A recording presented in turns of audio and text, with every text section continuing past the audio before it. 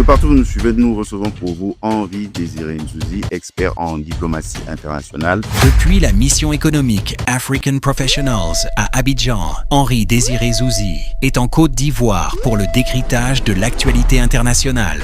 Je suis Henri Désiré Nzouzi.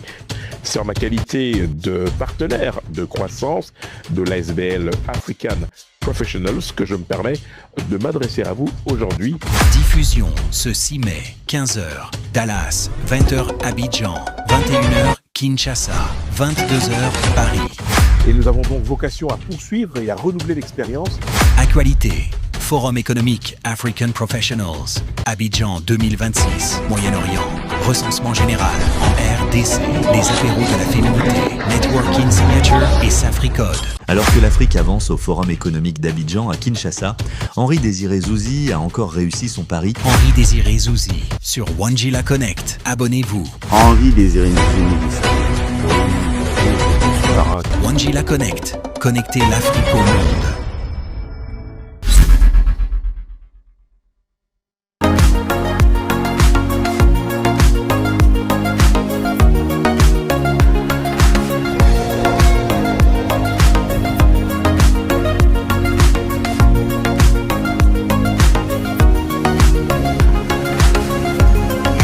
De partout où vous nous suivez, soyez le bienvenu dans votre nouveau numéro de votre magazine depuis les États-Unis d'Amérique, où nous serons en connexion entre l'État du Texas aux États-Unis d'Amérique et Abidjan en Côte d'Ivoire. Nous allons décortiquer l'actualité internationale, notamment la géopolitique internationale, et pour ce faire, il y aura un cadre circonscrit qui est le JT diplomatique. Pour en parler, nous avons l'insigne honneur de recevoir depuis Abidjan Henri Désiré Nzouzi, qui n'est plus à présenter. Il est expert en diplomatie internationale, initiateur des apéros de la diversité et du networking. Il est contributeur dans plusieurs médias internationaux dans le monde et il nous fait ce plaisir d'être parmi nous en connexion entre Texas et Abidjan. Henri Désiré Nzouzi, nous vous saluons. Bonsoir à ceux qui nous suivent selon la zone géographique. Henri Désiré Nzouzi, vous n'êtes plus à présenter, vous êtes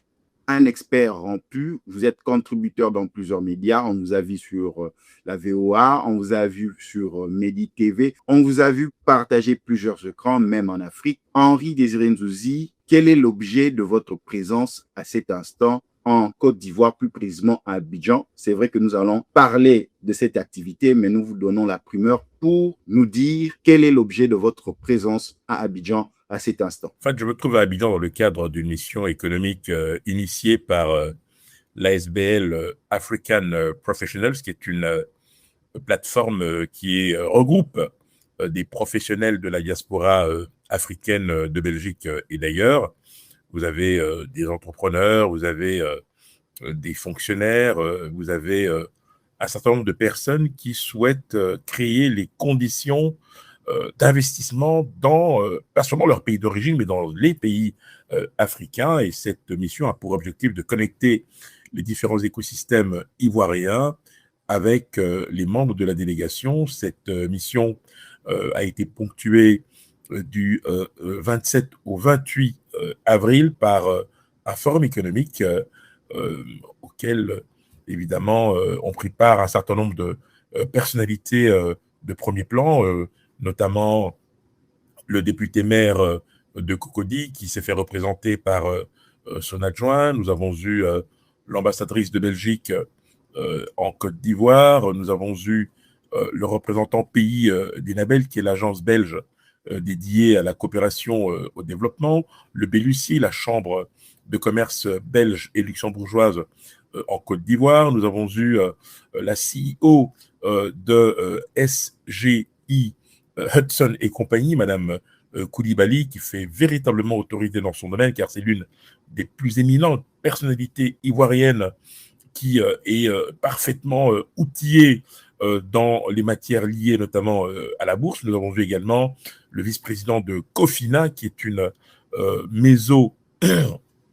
structure bancaire, ou plutôt institution, qui s'occupe essentiellement de mésofinance, puisqu'ils mettent à la disposition des entreprises et des particuliers des microcrédits, ce qui leur permet de financer un certain nombre d'activités.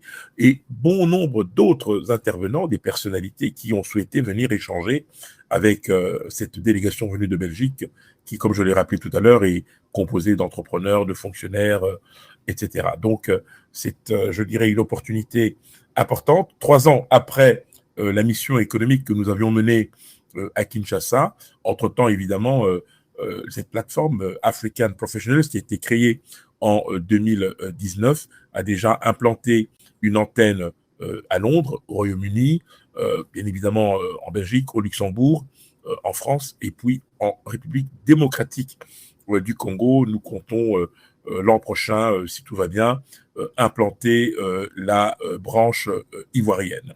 Henri-Désiré Nzouzi, la toute première question, quelle est la mission de ce forum auquel vous participez et comment elle s'inscrit dans la dynamique économique ivoirienne?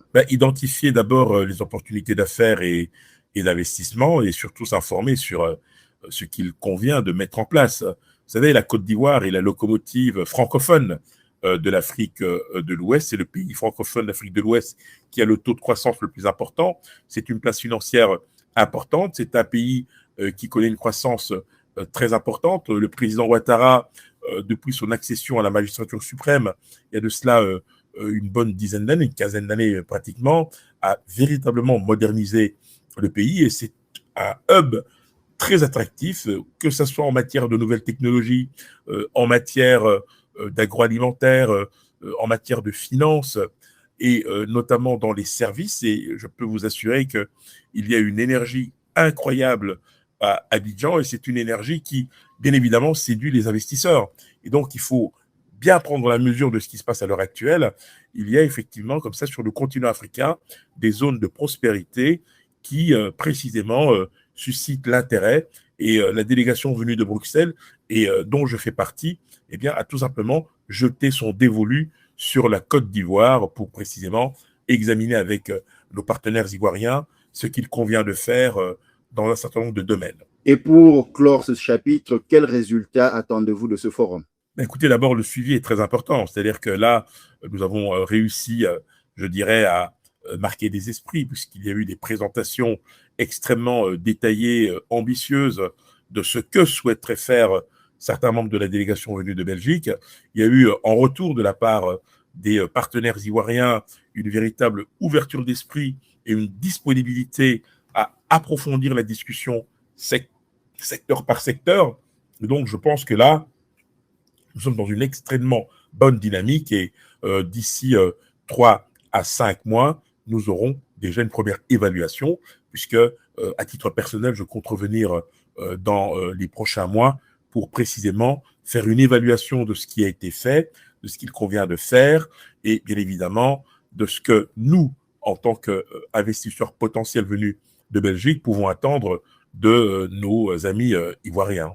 De partout où vous nous suivez, nous sommes en connexion entre Abidjan et le Texas aux États-Unis d'Amérique, où nous recevons pour vous Henri-Désiré Nzouzi, expert en géostratégie internationale, initiateur des apéros de la diversité et du networking, contributeur dans plusieurs médias dans le monde, et il nous fait l'honneur d'être notre participant. Nous allons suivre cet élément Abidjan 2026, ambition économique, projet structurant et rôle de la diaspora. Nous revenons après.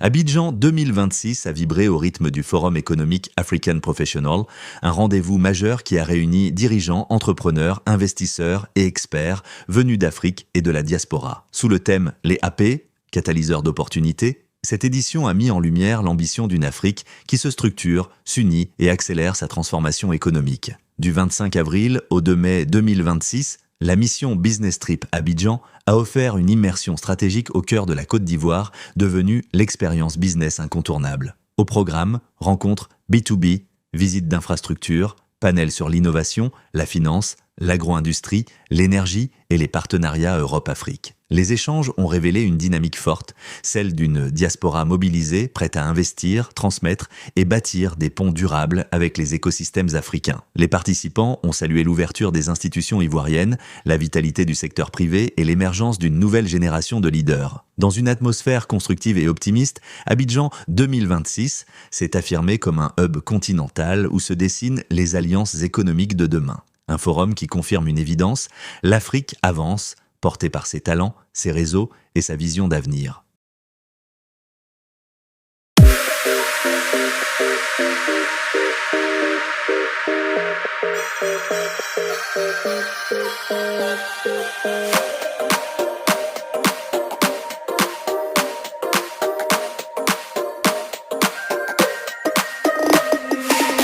De retour sur ce plateau numérique en connexion entre Côte d'Ivoire à Abidjan et Dallas au Texas aux États-Unis d'Amérique, nous recevons pour vous Henri Désiré Ndouzi, expert en géopolitique internationale. Il nous fait l'honneur d'être notre participant dans ce programme. Nous allons parler du second point géopolitique du Moyen-Orient, les États-Unis d'Amérique, Iran et le détroit d'Ormuz. Henri Désiré Ndouzi, nous suivons l'actualité et vous nous avez prévenu. La toute première question: comment expliquer les tensions persistantes entre les États-Unis d'Amérique et l'Iran et pourquoi le détroit d'Ormuz demeure-t-il un point stratégique mondial?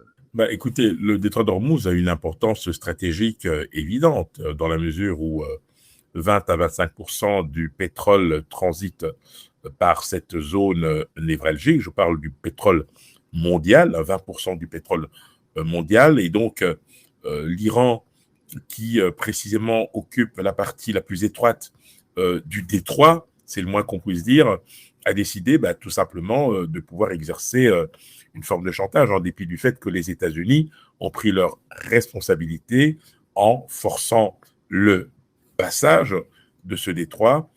À l'heure actuelle, évidemment, on voit que les choses sont dans une sorte de statu quo. La seule chose pour laquelle nous pouvons nous réjouir, c'est qu'il n'y a plus eu effectivement de bombardement de part et d'autre, ce qui montre bien que la trêve est plus ou moins respectée, en dépit du fait que nous restons encore une fois dans un jeu d'échecs qui aujourd'hui ne nous livre pas encore tous ces résultats. Donc il faut que nous restions extrêmement prudents. D'un côté, vous avez un Iran qui se radicalise à mesure que la crise s'enlise, et de l'autre côté, vous avez un président américain qui, excédé probablement que les choses ne se déroulent pas selon son calendrier, est un peu en roue libre.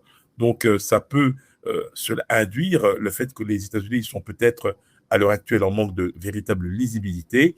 Une victoire militaire nette aurait permis à Donald Trump de pouvoir se prévaloir auprès de son opinion publique de résultats tangibles. Mais aujourd'hui, on voit très bien l'impact que cela a à la fois sur l'économie mondiale, mais également sur les alliances traditionnelles. On voit très bien les passes d'armes auxquelles nous avons assisté, notamment entre les États-Unis et l'Espagne. Il faut juste espérer que cet épisode ne durera pas éternellement et que les choses rentreront dans l'ordre, mais ne seront pas dupes, ça prendra du temps. Nous avons suivi dans les actualités, les Émirats arabes unis souhaitent quitter les pays producteurs du pétrole. Est-ce que les unions des États du Golfe sont en train de voler en éclats à cause de la manière d'agir de l'Iran qui a commencé à frapper des États amis arabes? Est-ce que quelque part, les anciennes relations ne sont pas en train de s'éboter? Henri Désiré Ndouzi. Ce qu'il faut d'emblée rappeler, c'est que aussi bien les Émirats arabes unis que le Qatar notamment se sont toujours prévalus d'un parapluie militaire américain. Et d'ailleurs, les États-Unis y disposent de bases. On l'a vu durant le début du conflit que ces deux pays ont été durement touchés sans pour autant réagir. Et je pense que le seuil de tolérance a été largement dépassé pour ces deux pays qui ont effectivement déploré des dégâts extrêmement importants dans leurs infrastructures. Et puis, il y a effectivement cette impatience à ce que la situation puisse se normaliser. Et vous savez, nous parlons de deux pays qui sont de gros producteurs de gaz naturel et de gaz naturel liquéfié. Et on sait très bien que ces deux pays ont effectivement une importance stratégique très grande, notamment dans la fourniture de cette richesse qu'ils ont et qui leur permet justement de se développer à un rythme, je dirais, exponentiel. Mais je dirais que cette menace de sortie de l'OPEP est beaucoup plus, je dirais, une posture pour faire monter les enchères et contraindre peut-être les pays membres de l'OPEP, eh bien, tout simplement de pouvoir reconnaître l'importance de la préoccupation exprimée par les Émirats. Donc, nous sommes dans une partie d'échec, comme je le rappelle. Nous verrons comment les choses s'articuleront. Mais si le Qatar, si les Émirats arabes unis mettent leur exécution, mettent leur menace à exécution, là, nous aurons véritablement un gros problème. Il n'y a pas que le retrait de l'OPEP, il y a aussi la menace de retirer les avoirs des Émirats aux États-Unis. Vous imaginez 150, voire 200 milliards de dollars d'actifs qui pourraient être effectivement récupérés par les Émirats. Cela constituera un choc financier considérable et nul doute qu'un certain nombre de mécanismes se mettront en place, aussi bien sur le plan diplomatique qu'économique, pour justement convaincre les Émirats de revenir à de bien meilleurs sentiments plutôt que de se lancer dans une surenchère qui ne profitera à personne.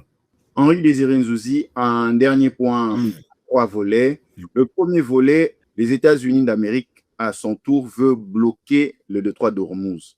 Avant, c'était l'Iran. Pourquoi ces changements? Parce qu'on souhaitait que l'Iran puisse réouvrir, mais cette fois-ci, c'est les États-Unis qui souhaitent créer le blocus pour avoir un cessez-le-feu. Second volet, il y a le retour en force de l'Ukraine. Le président ukrainien a été reçu par les autorités du pays du Golfe à cause de leurs drones interceptors qui arrêtent les drones Shahed produits par la Russie et utilisés par l'Iran.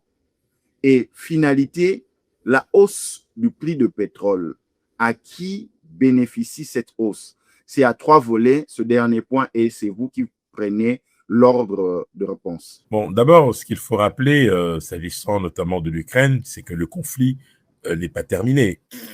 Il est vrai que depuis plusieurs semaines maintenant, l'attention est focalisée par la situation dans le Golfe, mais il ne faut pas oublier que la Russie continue de pilonner l'Ukraine. Là où l'Ukraine essaye de tirer son épingle du jeu, c'est de précisément profiter de ce conflit pour mettre en avant une forme d'expertise, notamment dans l'interception de drones. Et c'est vrai que l'histoire récente nous renseigne que l'Ukraine a fait preuve d'une efficacité redoutable contre les drones, vous l'avez rappelé, utilisés par la Russie et qui sont aujourd'hui utilisés par l'Iran, notamment contre les monarchies du Golfe et contre Israël. Donc c'est de bonne guerre que l'Ukraine essaie de se replacer au centre du jeu pour en tirer des bénéfices à la fois politiques et diplomatiques, mais c'est une situation qui ne va pas durer éternellement. Vous savez, en diplomatie, il y a des cycles. Pour l'instant, on peut dire qu'il y a un alignement des planètes pour l'Ukraine, mais c'est une situation qui ne durera pas si demain, par exemple, la Russie multiplie ses attaques à grande échelle contre l'Ukraine et qu'on déplore, par exemple, dans des villes comme Kiev, Kharkiv, Odessa et autres, des dégâts considérables. Donc, il faut être extrêmement prudent. Pour l'instant, je dirais que c'est une belle opération de communication pour Volodymyr Zelensky, mais attention au retour de bâton parce que cela ne va pas forcément, je dirais, contraindre les Américains à revenir avec de meilleurs sentiments sur l'Ukraine, car on a très bien vu depuis l'arrivée de Donald Trump à la Maison-Blanche que la position américaine est non seulement ambiguë, mais beaucoup plus proche des thèses de Moscou. De partout où vous nous suivez, nous sommes en connexion entre la Côte d'Ivoire à Abidjan et Dallas au Texas aux États-Unis d'Amérique, où nous recevons pour vous Henri Désiré Nzouzi, contributeur dans plusieurs médias à travers le monde, et il nous fait l'honneur d'être notre participant à ce programme. Nous allons suivre cet élément, détroit d'Ormuz, comprendre un passage maritime vital pour l'économie mondiale. Nous revenons après.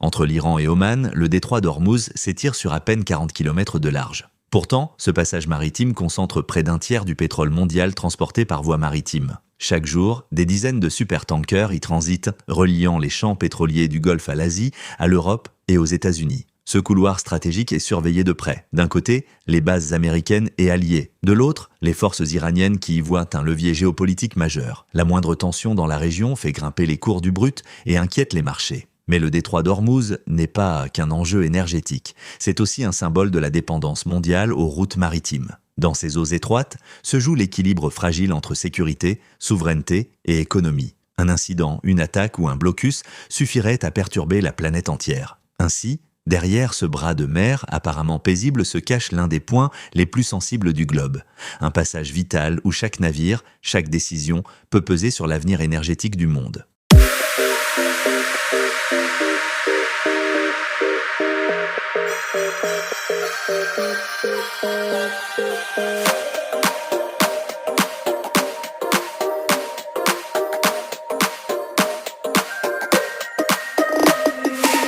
De retour sur ce plateau numérique, nous recevons pour vous Henri Désiré Nzouzi depuis Abidjan en Côte d'Ivoire. Il participe à un forum économique et il nous fait l'honneur d'être notre participant. Il est l'initiateur des apéros de la diversité et du networking, producteur associé du JT diplomatique et contributeur dans plusieurs médias. Henri Désiré Nzouzi, nous allons passer à un autre sujet, Afrique centrale, australe, RDC et Afrique du Sud. En République démocratique du Congo, quels sont les objectifs officiels du recensement général de la population et quels défis logistiques ou institutionnels ont été identifiés? Henri Désiré Nzouzi. Il faut d'abord rappeler que le dernier recensement général remonte à 1984 et que depuis lors, les nombreuses tentatives ont échoué pour diverses raisons. Déficit en termes de volonté politique, manque de moyens, bref, un scénario qui, jusqu'à ce fameux 23 mars dernier, puisque c'est à cette date-là qu'il y a eu ce fameux dialogue entre les bailleurs de fonds, mais également les experts techniques et le gouvernement, pour précisément lancer, je dirais, les conditions d'une opération de recensement qui devrait démarrer l'an prochain. Alors, le budget initial était de 190 millions de dollars. On est déjà, par rapport aux promesses de financement, notamment de la Banque mondiale et de la BAD, largement au-dessus, puisque j'ai eu l'immense privilège de modérer les débats de ce dialogue entre le gouvernement et les bailleurs de fonds. En présence, bien évidemment, du chef de l'État, nous avons atteint le chiffre de 215 millions. Alors, c'est un processus en plusieurs étapes. Il y a bien évidemment la formation du personnel qui sera amené à procéder au recensement sur le terrain. Il y a la localisation des sites où seront compilées les données. Et puis, il y a bien évidemment l'acheminement du matériel qui permettra en temps réel d'avoir une situation très claire en termes d'effectifs. C'est une opération qui est importante parce que pour la première fois depuis très longtemps, la RDC va pouvoir disposer de données statistiques fiables, ce qui lui permettra notamment de pouvoir tout simplement ventiler au niveau démographique les besoins, mais surtout les tendances qui vont se dégager dans un certain nombre de domaines. On pense évidemment à l'éducation, on pense aux soins de santé, on pense à l'agriculture, on pense en réalité aux besoins de base. Et ça, c'est quelque chose d'extrêmement important.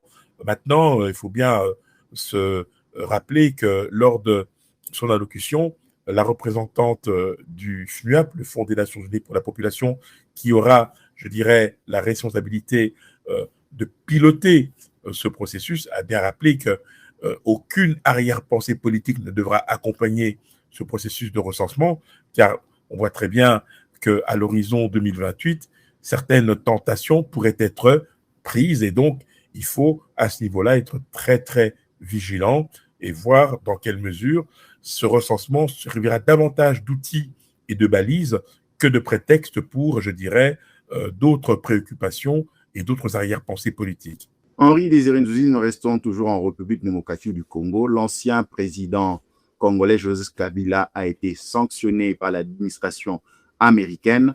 Avant cela, c'était les collaborateurs du président rwandais, nous allons comprendre avec vous lorsque le gouvernement ou l'administration américaine sanctionne un individu, que cela veut dire et quels sont les éléments à comprendre dans ce sanction.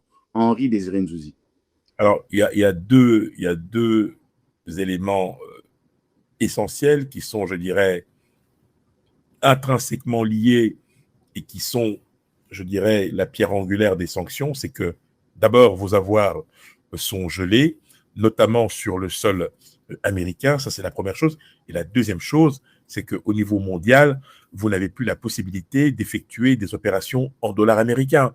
Ça veut dire que si une banque se soustrait à cette mesure, elle encourt un certain nombre de risques, de pénalités, de sanctions de la part des autorités américaines.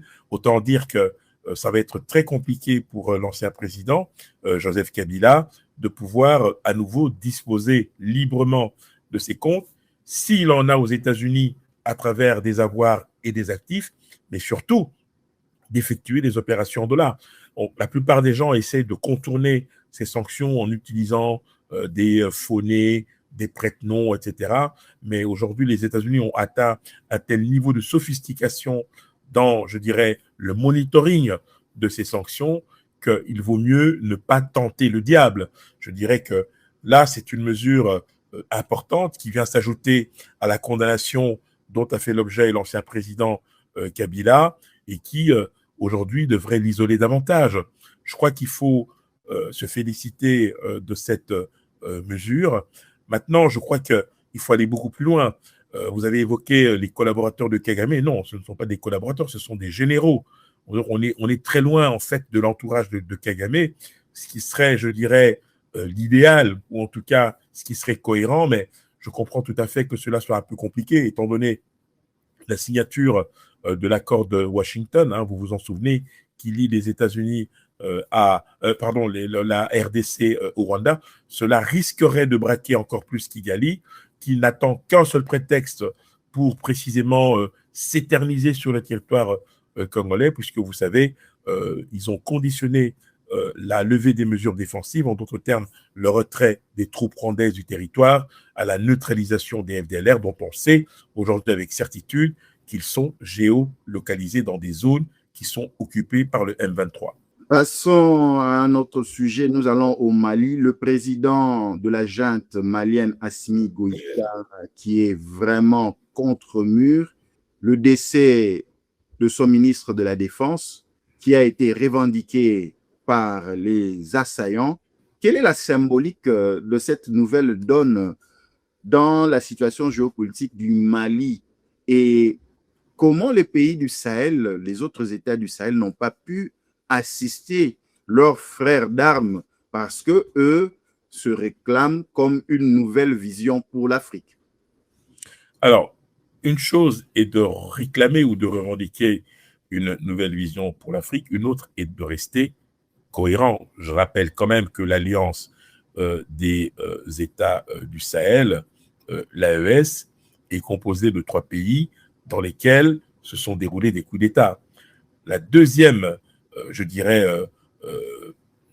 la deuxième chose qui unit ces 3 pays, c'est le fait que ces 3 régimes militaires n'ont pas respecté leurs engagements. On voit très bien aujourd'hui, dans certains cas, 6 ans notamment pour le Mali et peut-être 4 ou 5 pour le Burkina et un peu moins pour le Niger, que la tentation, évidemment, est de ne pas aller aux élections et de revenir à un ordre institutionnel qui a été interrompu dans les 3 cas de figure. Alors, vous savez, lorsque ces 3 pays ont décidé de se retirer de la CEDEAO, ils ont décidé effectivement de faire cavalier seul en mettant en avant une sorte de larbinisme de la part des autres pays de la CEDEAO qui seraient inféodés à des puissances occidentales. Mais en réalité, ce discours-là était tenu pour la consommation intérieure, puisque pendant un certain temps, il a fallu convaincre les populations locales et les opinions publiques locales du bien fondé de cette initiative en reprenant en main leur destin, mais en réalité, il s'agissait tout simplement de pouvoir pérenniser un pouvoir acquis par les armes, se lancer dans un certain nombre de projets communs qui sont certes salutaires, mais qui ont surtout masqué une autre réalité. Cette réalité, c'est d'abord l'incapacité de ces trois pays à contenir la menace terroriste. Le groupe de soutien à l'islam et aux musulmans, le GSIM, et les rebelles Touaregs du Front de libération de l'Azawad, c'est un coup extrêmement dur. Je rappelle que jusque-là, ce sont les éléments de l'Africa Corps qui étaient basés à Kidal. Ils en ont été chassés, même s'il y a de cela plusieurs mois, ils avaient réussi à reconquérir cette ville qui, traditionnellement, est un bastion revendiqué par la rébellion Touareg, mais aujourd'hui, il est clair que Assimi Goïta est dos au mur. Alors, vous savez, les démonstrations de force, les belles envolées lyriques sur l'assistance mutuelle de ces trois pays en cas de péril dans l'un, ça ressemble furieusement à du passé. On se rend compte aujourd'hui que, au-delà des tentatives de vouloir se rassembler autour d'une banque collective, d'une coopération militaire ou sécuritaire, on est véritablement aujourd'hui entré dans une ère d'incertitude pour le Mali. Et on voit très bien l'impuissance de ce pays qui, malheureusement, a davantage consacré ses efforts, et là je parle de la junte, à pouvoir se maintenir par devers, je dirais, une opposition qui n'attendait qu'un dialogue et qui a surtout décidé de se couper de la réalité et de se mettre à dos une opinion publique qui, aujourd'hui, le moins qu'on puisse dire, ne soutient plus du tout ces juntes qui ont eu l'intelligence, dans un premier temps, d'expliquer qu'en fait, s'ils avaient pris le pouvoir, c'était pour pouvoir tout simplement garantir la sécurité des populations face justement au péril islamique et au péril, bien évidemment, terroriste. Donc, c'est un argumentaire qui va devoir changer. Nous verrons encore une fois comment les choses s'articuleront dans les prochaines semaines. Cela étant, la chance peut-être de Bamako aujourd'hui, c'est peut-être de miser sur, je dirais, un essoufflement de cette alliance, il faut bien le dire, contre nature entre le Front de libération de l'Azawad et le groupe de soutien à l'islam et aux musulmans, qui ne partagent pas du tout la même vision de la société. D'un côté, vous avez le Front de libération de l'Azawad, qui est encore, comme je l'ai rappelé, cette rébellion indépendantiste touareg, qui souhaite véritablement l'établissement d'un État dans le nord du Mali, en respectant la lettre et l'esprit des éléments constitutifs d'un État, c'est-à-dire un territoire, un gouvernement et une population, tandis que le groupe GSIM, lui, est plutôt pour un califat dans lequel la charia serait de stricte rigueur, et par conséquent, vous avez deux visions du monde qui sont inconciliables. Pour l'instant, il s'agit d'une alliance qui, à mon avis, est de circonstance. Nous verrons si elle résistera à l'épreuve du temps, mais pour l'heure, il faut simplement voir de quelle manière Bamako pourra reprendre l'initiative. Terminons avec l'Afrique du Sud. L'Afrique du Sud recommence avec un regain de tension, de la xénophobie à l'endroit des Africains étrangers établis dans leur nation. L'Afrique du Sud compte à peu près 4 millions d'étrangers. Henri-Désiré Nzouzi, comment expliquer cela? Afrique du Sud, terre des panafricains, la plupart des pays africains ont parlé de l'apartheid, ont lutté, et lorsqu'on voit les autorités sud-africaines prendre part pour la Palestine, porter plainte même contre l'État d'Israël, mais difficilement peuvent concilier la prise en charge des étrangers dans leur pays, xénophobie, attaque contre les étrangers. Comment vous expliquez cela? Et à chaque fois, chaque année, c'est la même rhétorique. Henri-Désiré Nzouzi.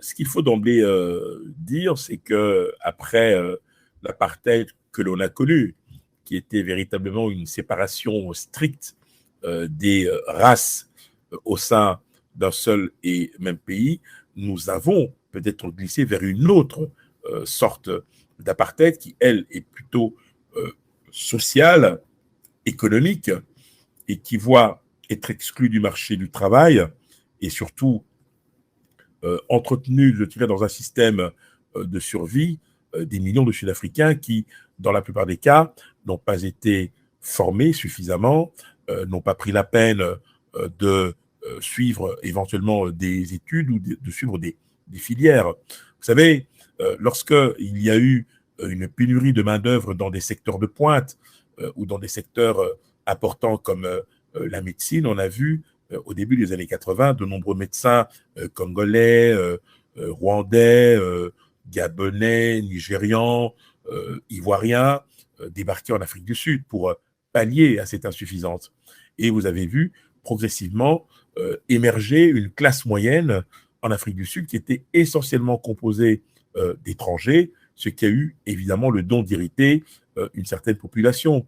Et donc, cette frustration a conduit ces populations, je ne parle pas de tout le monde évidemment, mais d'une partie de cette population, de cette frange de la population, à se révolter, puisque dans le même temps, il faut bien dire les choses telles qu'elles sont, c'est que les gouvernements successifs, et c'est peut-être aussi le message qui a été lancé il y a de cela 2 ans, lorsque, à la faveur des élections générales, pour la première fois depuis une quarantaine d'années, eh bien, comment dirais-je, l'ANC n'a pas obtenu la majorité absolue. Elle a dû composer avec notamment le parti adverse pour composer une majorité qui n'est pas évidente, mais une majorité dans laquelle vous avez aussi des visions du monde qui sont inconciliables. Vous avez d'un côté des gens qui souhaitent effectivement récupérer des terres acquises. Alors, les conditions, on peut en discuter, mais par les Blancs pour les redistribuer aux Noirs. De l'autre côté, vous avez des mesures économiques qui excluent une partie de la population du système, parce que il y a effectivement un certain nombre de problèmes qui sont liés notamment, à l'accès à certains emplois. Vous avez au niveau éducatif aussi un désengagement qui a été observé. Et donc, vous avez des moyens conséquents qui doivent être déployés dans différents secteurs, mais sans que cela ne puisse forcément aboutir à un consensus entre les partenaires. Et cette situation qui, justement, n'apporte pas de réponse très concrète à l'aspiration profonde d'une partie de cette population, eh bien, l'incite tout simplement à se révolter parce qu'elle considère que ce sont les étrangers qui viennent prendre leurs emplois. On a eu ce discours en France, tenu très longtemps par l'extrême droite, qui nous expliquait que les étrangers venaient piquer des boulots des Français, alors qu'en réalité, c'était des boulots de pénibilité, des métiers en tension, pour lesquels les Français ne voulaient plus s'investir. Donc, ce problème-là, en Afrique du Sud, il est un peu différent, mais c'est surtout cette impatience et cette colère sourde qui s'est déjà exprimée et qui a abouti justement à des actes inqualifiables. Il faut que le gouvernement sud-africain apporte des réponses très claires à ça, tout en condamnant bien évidemment les violences faites contre les étrangers, qui, il faut bien le rappeler, contribuent également à la richesse nationale. Si demain, pour les raisons que vous pouvez aisément deviner, une partie de ces 4 millions d'étrangers quitte l'Afrique du Sud, eh bien, vous aurez un effondrement du système économique et financier, parce que ce sont des gens qui payent des impôts, qui travaillent, qui ont, dans la plupart des cas, investi, et cela permet de pouvoir enrichir l'Afrique du Sud, même s'il est vrai que de nombreuses inégalités subsistent dans ce pays. De partout où vous nous suivez, nous recevons pour vous Henri Désiré Nzouzi, expert en diplomatie internationale, initiateur des apéros de la diversité et du networking, contributeur dans plusieurs médias dans le monde, et il nous fait l'insigne honneur d'être notre participant en connexion entre Abidjan, en Côte d'Ivoire, et le Texas, aux États-Unis d'Amérique. Nous allons suivre cet élément. La RDC, Mali et Afrique du Sud, 3 dynamiques régionales, 3 enjeux majeurs. Nous suivons cet élément et nous revenons après.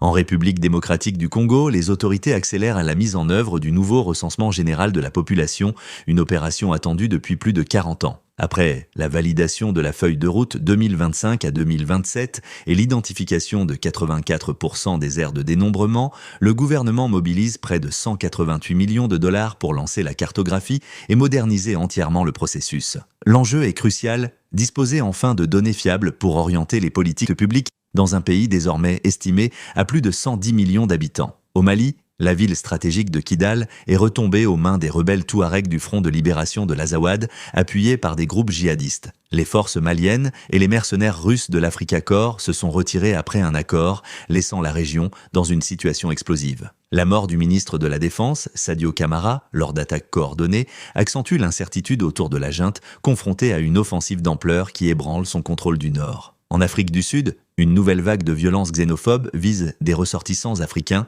notamment nigérians, ghanéens, congolais, sénégalais, zambiens et autres. Attaques, intimidations et destruction de commerces se multiplient, poussant plusieurs pays à convoquer les représentants sud-africains et à organiser des rapatriements volontaires. Malgré les condamnations officielles, les groupes anti-migrants poursuivent leurs actions, alimentant un climat de peur et de tensions diplomatiques croissantes.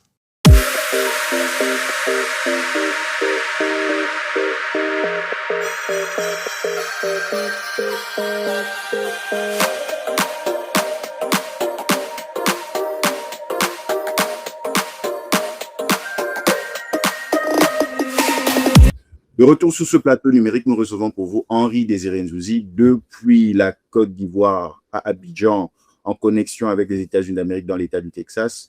Il nous fait le signe honneur d'être notre participant. Il est contributeur dans plusieurs médias dans le monde, initiateur des apéros de la diversité, producteur associé du JT diplomatique, et c'est avec lui que nous sommes en train d'échanger à cet instant.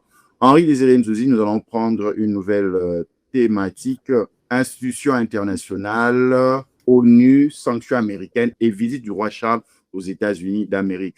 Nous allons commencer avec les Nations Unies. Macky Sall n'en demeure pas. Soutenu uniquement par le Burundi, qui est aujourd'hui à la tête de l'Union africaine, Macky Sall a été reçu aux Nations Unies. Est-ce pour expliquer l'importance de sa candidature? Quel est l'objectif de Macky Sall lorsqu'il était reçu au siège des Nations Unies? Henri Désiré Nzouzi. L'objectif principal est de justifier le bien fondé de cette candidature, en dépit du fait qu'elle n'a pas suscité l'enthousiasme, c'est le moins qu'on puisse dire, au niveau de l'Union africaine. Il y a plus de 25 pays qui ont tout simplement refusé d'endosser cette candidature. Je rappelle qu'il y a 54 pays membres de l'Union africaine, ça veut dire qu'il y a une trentaine de pays qui sont dans l'ambiguïté et qui ne veulent pas se prononcer. Alors, le plus difficile, le plus dur pour Macky Sall, c'est le fait de ne pas bénéficier du soutien de son pays d'origine, le Sénégal.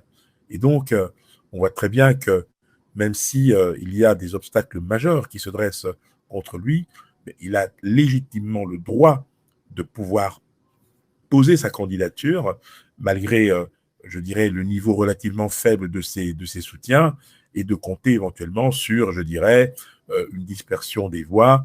Maintenant que l'on sait qu'il y a un candidat argentin et d'autres qui commencent à émerger, il faut juste voir comment les choses, une fois de plus, s'articuleront. Mais vous savez, l'ONU est en crise et l'an dernier, à la faveur des 80 ans de l'ONU, l'organisation a véritablement raté le coche.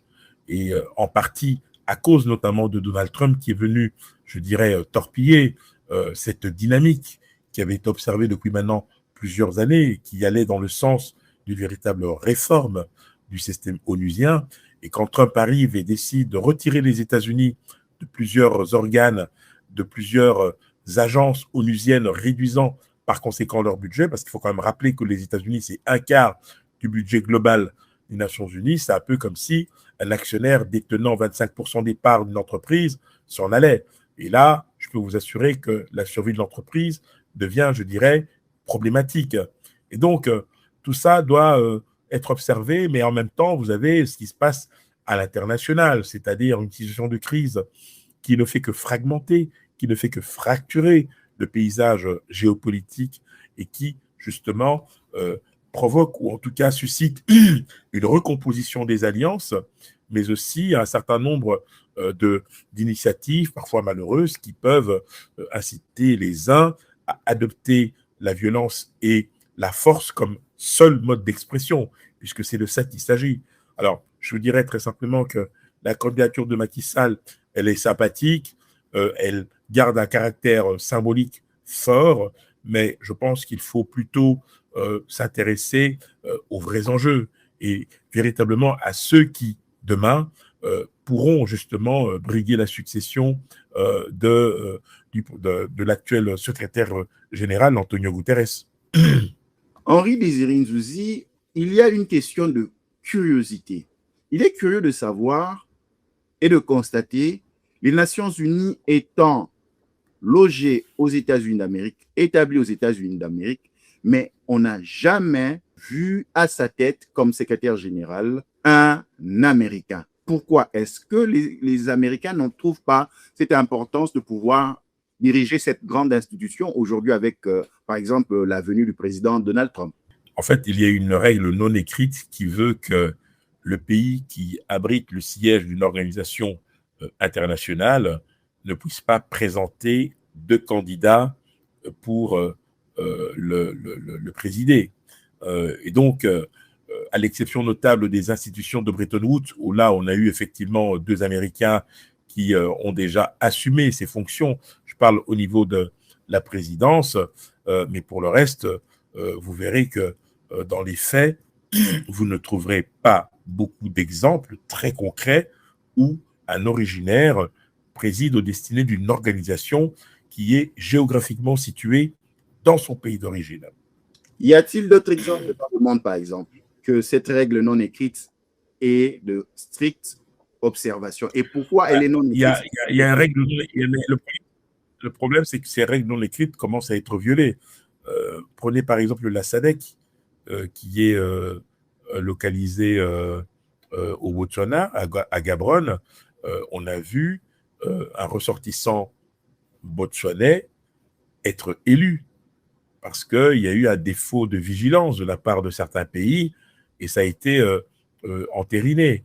Quand vous prenez, par exemple, l'Union européenne, certes, vous avez le Conseil européen qui a été présidé à 2 reprises d'ailleurs par des Belges, mais ce n'est pas un rôle exécutif, encore une fois.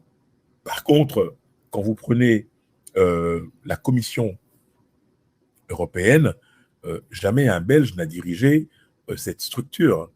Jamais. Vous avez eu des adjoints. On a vu, par exemple, dans les années 70, le vicomte d'Avignon, qui était vice-président de la Commission, mais jamais un Belge n'a été élu président de commission. Bon, alors, il y a d'autres, évidemment, des exemples que l'on pourrait donner. Alors, l'autre argument, c'est de se dire que à partir du moment où vous avez le siège d'une organisation qui est basée dans un pays, ce pays en tire déjà des dividendes importantes sur le plan financier, sur le plan fiscal, sur le plan de l'image, sur le plan du prestige.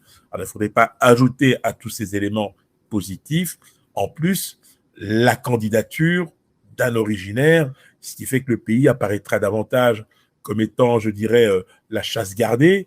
Et donc, c'est pour garantir une forme d'équilibre que cette règle non écrite existe.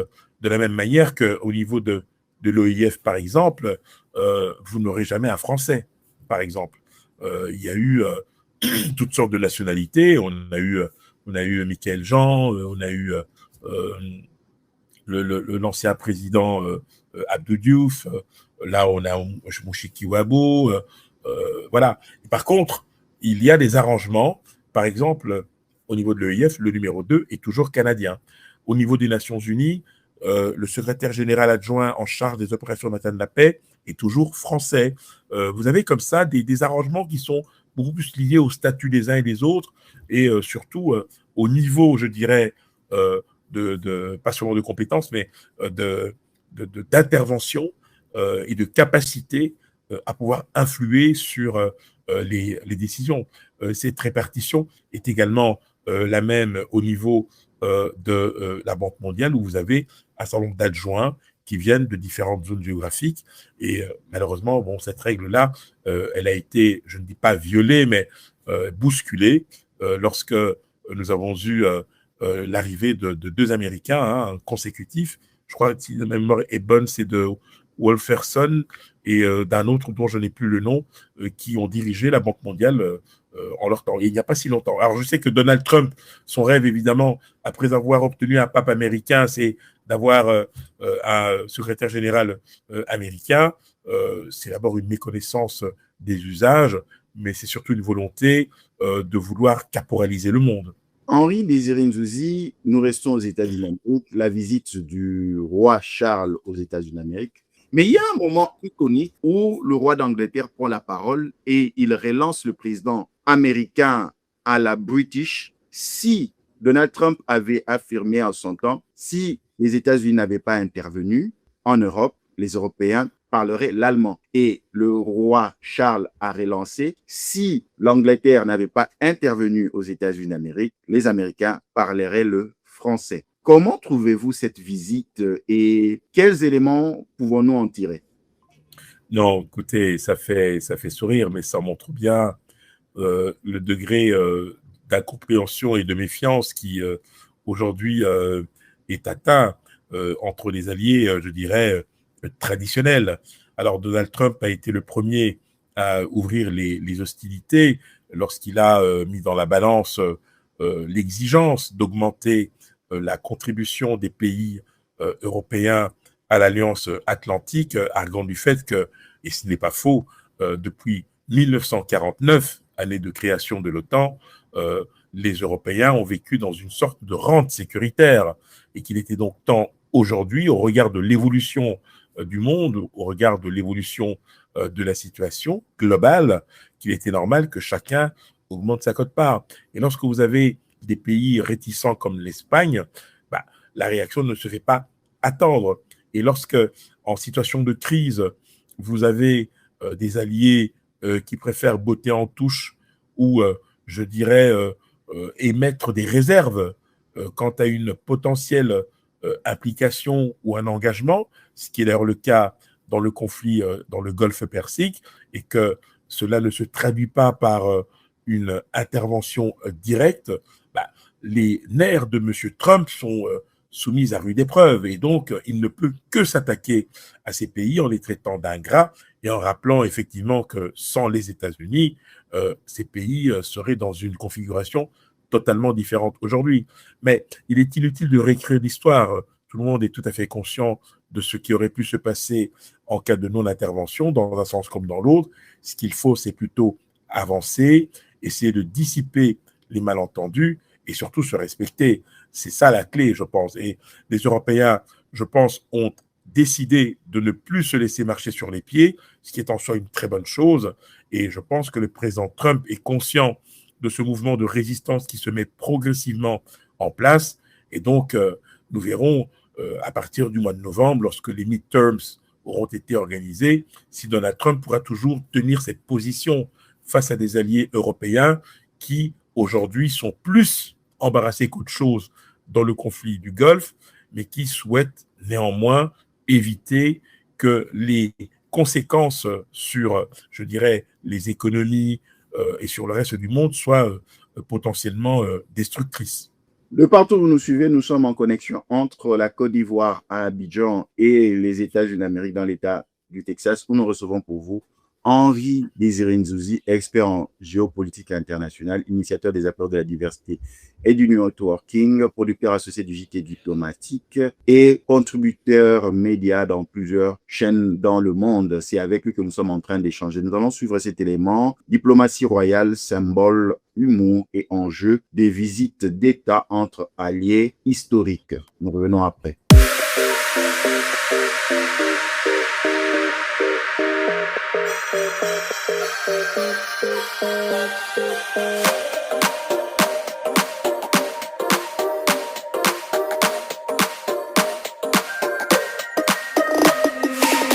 Le roi Charles III est arrivé à Washington pour une visite d'État placée sous le signe de l'alliance historique entre le Royaume-Uni et les États-Unis. Accueilli à la Maison-Blanche par le président américain, le souverain a entamé un programme dense mêlant diplomatie, mémoire et engagement environnemental. Dès son arrivée, Charles III a participé à une rencontre privée avec le président avant de découvrir les jardins de la Maison-Blanche et leurs ruches, un clin d'œil à son combat de longue date pour la biodiversité. Le soir, un dîner d'État a réuni les deux délégations, marqué par des échanges chaleureux et plusieurs allusions humoristiques du roi, salué par l'Assemblée. Le lendemain, moment fort, Charles III a pris la parole devant le Congrès américain, rappelant la profondeur du partenariat transatlantique et appelant à une coopération renforcée face aux défis mondiaux. Le souverain s'est ensuite rendu à New York pour un hommage solennel au mémorial du 11 septembre saluant la mémoire des victimes, dont plusieurs ressortissants britanniques. La visite s'est achevée par une étape en Virginie avant le départ du roi en fin de journée.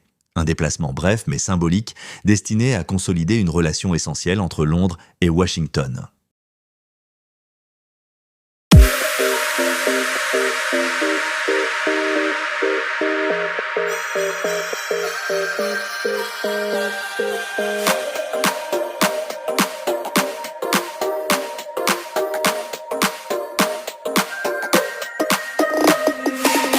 De retour sur ce plateau numérique en connexion entre les États-Unis d'Amérique et la Côte d'Ivoire, nous recevons pour vous Henri Désiré Nzouzi, expert en diplomatie internationale, initiateur des apéros de la diversité et du networking, producteur associé du JT diplomatique, contributeur média dans plusieurs médias dans le monde. Henri Désiré Nzouzi, nous prenons déjà la dernière ligne droite de nos échanges.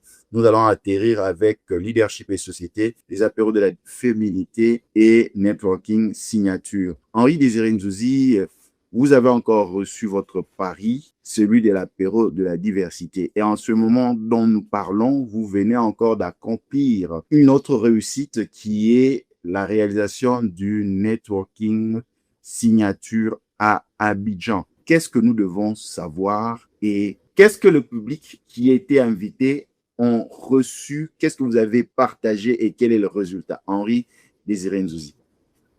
Alors, d'abord rappeler qu'il s'agit d'un événement associant les deux concepts que j'ai lancés respectivement en 2019 à Bruxelles, c'est-à-dire les apéros de la diversité, et en 2001 en RDC, c'est-à-dire le networking. C'est la première fois que les deux concepts se mélangent et sont donc organisés concomitamment dans une ville à l'international. C'est une dynamique que j'ai impulsée maintenant depuis 2 ans, puisque nous avons déjà organisé un networking à Doha au Qatar, au Caire en Égypte, à Londres au Royaume-Uni, mais également à New York.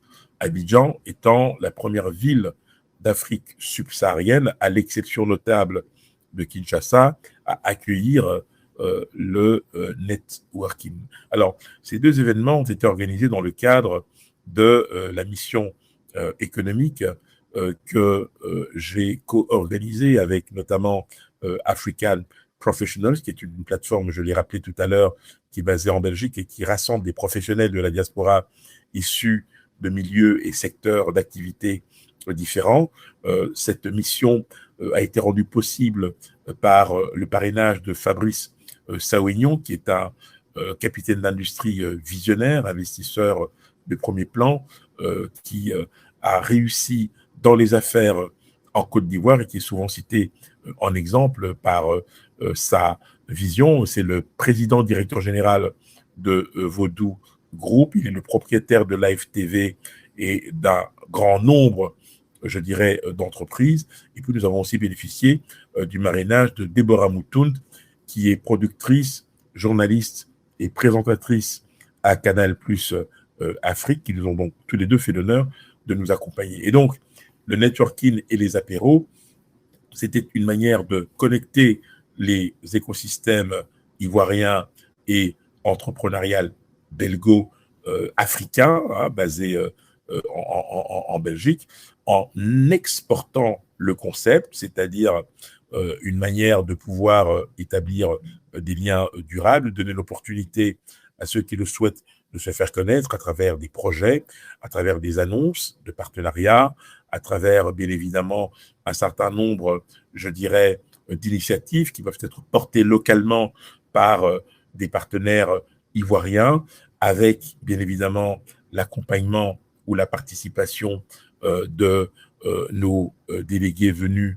de Belgique, le tout dans un esprit de convivialité, dans un cadre extrêmement luxueux, puisque nous avons décidé de le faire dans la boutique hôtel le Johannes, la villa Le Johannes, qui est située à Cocody-Vallon, un très très bel endroit où les convives ont éprouvé énormément de plaisir à échanger dans un cadre qui leur donnait justement cette sensation de pouvoir élargir le champ des possibles.